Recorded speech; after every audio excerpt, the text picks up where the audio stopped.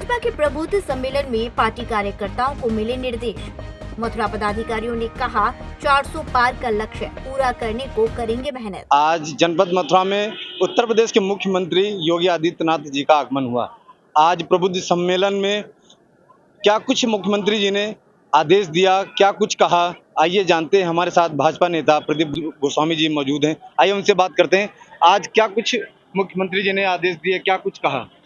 मैं समझता हूं कि पूरी भारतीय जनता पार्टी के साथ-साथ संपूर्ण देश का जनमानस आज एक नारा लगा रहा है और वह नारा है, अब की बार 400 पार, अब की बार फिर एक बार भाजपा सरकार, अब की बार फिर मोदी सरकार।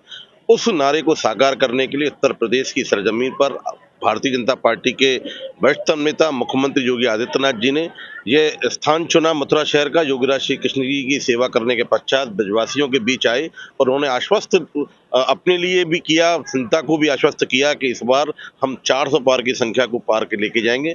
भगवान कृष्ण की नगरी में आशीर्वाद लिया, ब्रजवासियों का आशीर्वाद दिया और संदेश दिया कि हम इस धरती से पूरे देश में ये एक बात फैलाएं कि अब की बात 400 पार, फिर एक बार मोदी सरकार। और हम इस नारे के साथ आश्वस्त हैं कि जो हमने भारतीय जनता पार्टी के कार्यकर्ताओं ने मेहनत की है, इस बार योगी सरकार ने जो योजनाएं चलाई हैं, केंद्र सरकार की, मोदी सरकार की जो योजनाएं, जो योजनाओं के चलते हमें लगता है कि इस बार 400 पार के नारे को हम पूरी तरह से परिलक्षित कर पाएंगे।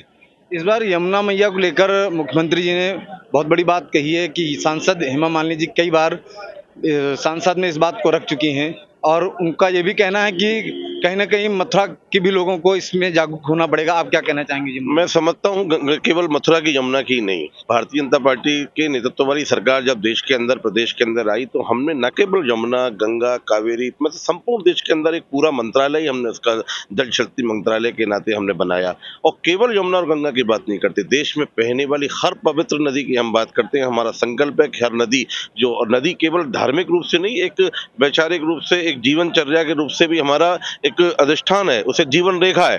तो हम चाहते हैं कि संपूर्ण देश की नदियां साफ हों, सब देश की नदियों के साथ प्रदूषण से मुक्त हों, और दिशा में हम लोग काम कर रहे हैं। चाहे वो प्रदेश के अंदर योगी सरकार हो, सांसद के रूप में हेमा मालिनी हो, चाहे देश के अंदर योगी जी हो, इसके लिए उन्होंने सरकार के तौर पर और जनता के जन जागरण के तौर पर अभी, हालांकि वो सफलता जो हम चाहते हैं वो अभी नहीं मिली है, लेकिन आगे वाले चरणों में मिलेगी। बड़ा काम है।